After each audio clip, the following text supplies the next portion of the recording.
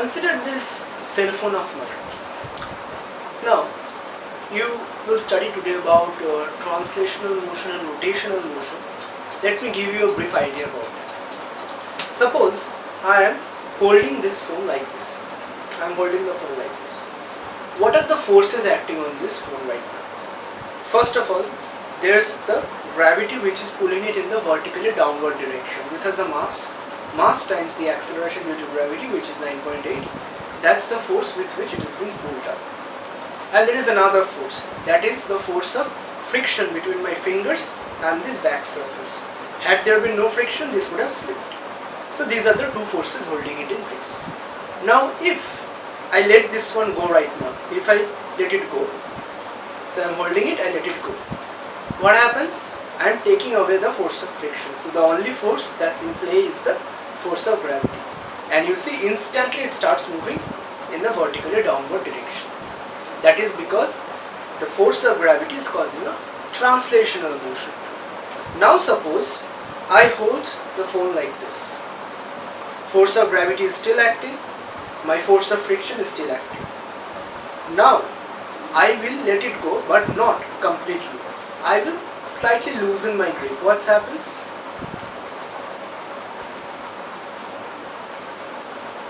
You see? The phone slightly rotates.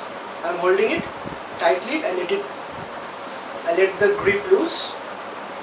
The phone slightly rotates. What's happening here? The phone, the force of gravity is still acting on it. My friction is still there. But now, the moment I let my grip be loosened, the axis of rotation is passing like this from the point I am holding it. Gravity is still acting in the downward direction. But since I am not completely letting it go, this body is as if pivoted at the point, and therefore the gravity cannot cause a translational motion. Instead, it's causing a rotational motion. Whenever the body is pivoted at a point, we get a rotational motion. And this is what we are going to study today. If you have a rigid body here, suppose you have a rigid body here, and the body is not pivoted at a point, and there is some force acting on it in the downward direction, suppose it will simply move in the downward direction. The force acting on it will cause an acceleration in this body, due to which it's moving in the downward direction. But if suppose the body is pivoted at this point, as if the axis of rotation is passing through this point, what will happen? The force of gravity will still act. Suppose this is the force of gravity, W equal to mg, and suppose this point is the center of gravity. Force of gravity is still acting, but now since the body is pivoted at a point, it cannot move in this translational motion. Rather, what will happen is this force will be multiplied with this distance, which will give us tau, the torque, and that torque will lead to a rotating motion in the body, a turning effect. So this is called the turning effect of force or the rotational motion in the body. What is this symbol? This symbol has a spelling TAU, tau. It represents torque, and torque is equal to F cross D. All three are vector quantities, two vector quantities. What I am doing here is the vector product or the cross product.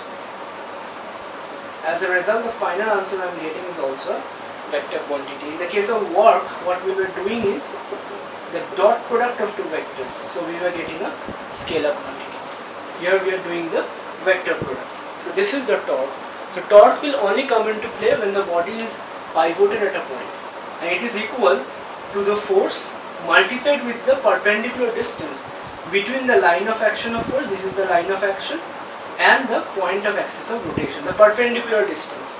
So if this is the line of action of force and this is the point of axis of rotation, how many ways you can calculate the distances? There are infinite ways. You can calculate this distance, you can calculate this distance, you can calculate this distance. We are not going to take into account. We will only take that distance into account which is perpendicular between the line of action and the point of axis of rotation. That gives us the torque.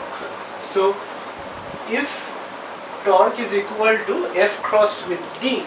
And what will be the unit of torque? Unit of force is Newton, unit of distance is meter, so unit of torque is Newton meter. This is the SI unit of torque, and as you should know by now, the CGS unit will be dyne in place of torque and centimeter in place of meter. And what will be the relation? 1 Newton meter will be 10 to the power 7 dyne centimeter.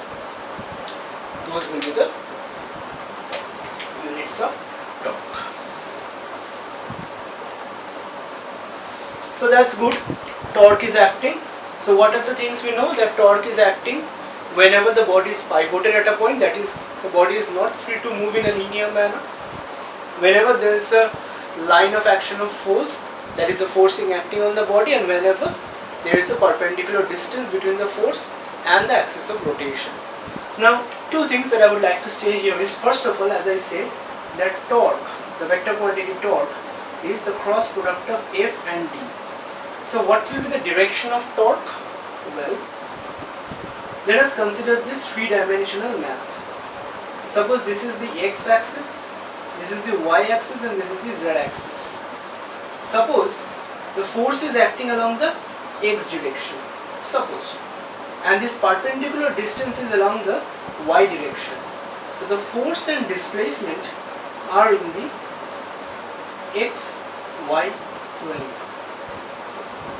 The force and displacement are in the xy plane.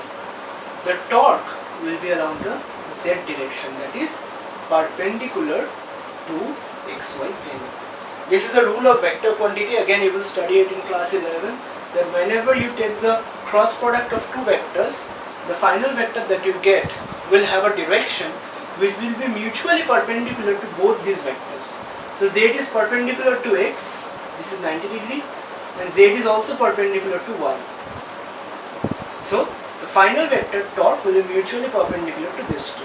So if you are asked that what is the direction of torque, you will say that the direction of torque is perpendicular to the plane containing the force and the displacement.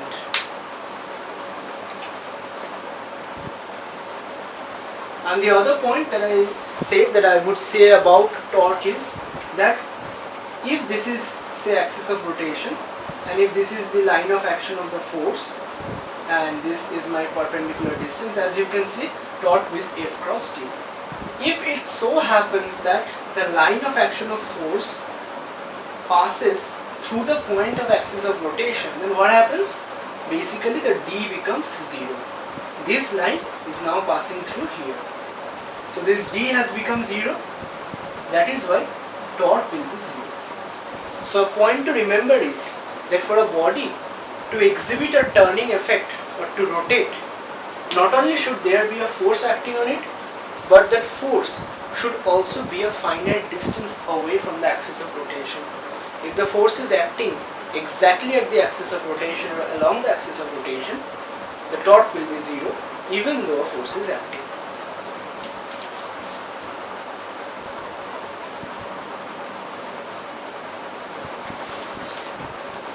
What are some common examples of torque in our daily life? The best example is the case of opening a door.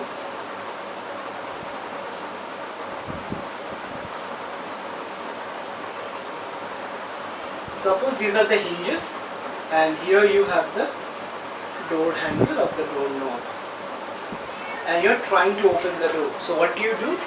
You apply a force at the door knob, and the axis of rotation lies along the hinges. Perpendicular distance between the force and the axis of rotation is this distance d. That leads to a torque which allows us to open the door.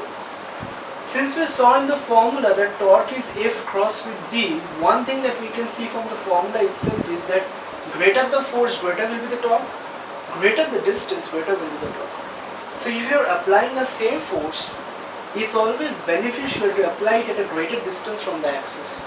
So if this is a door and on this side there are the hinges, you will never find a person attach the doorknob near the hinge. People will always attach the doorknob towards the edge, because when it's near the hinge, your line of action of force and the axis of rotation has got a very small distance between them. so torque is small, so you have to apply a greater force. But if the knob is near the edges, the distance increases many times, then even by applying a smaller force you can make the door open. Another example of torque is the case of a steering wheel. So if you have a steering wheel like this and you are driving a car, what do? You generally hold the two sides of the steering wheel and you make it rotate.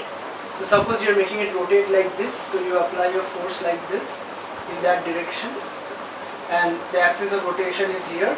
The perpendicular distance between the force and axis of rotation is d.